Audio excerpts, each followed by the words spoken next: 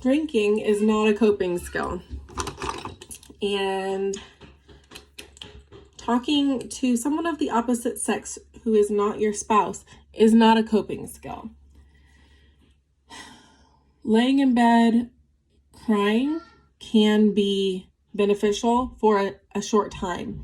Staying in bed and crying is not a coping skill. That's depression. We have to have coping skills and we must get help.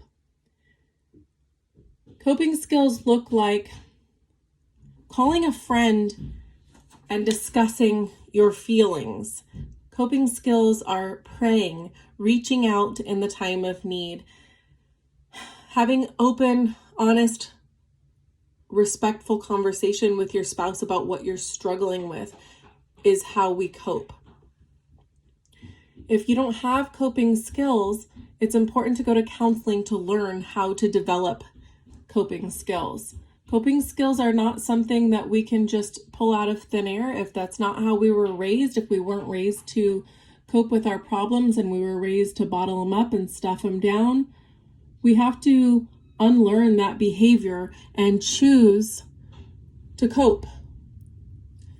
It's really easy for people to turn to things like alcohol, drugs, sex,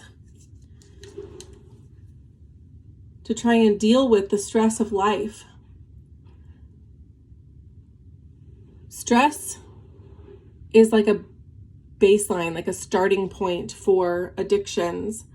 And a lot of people can get lost in alcoholism, drug addiction, pornography addiction, if they're not careful with how they choose to cope with a problem.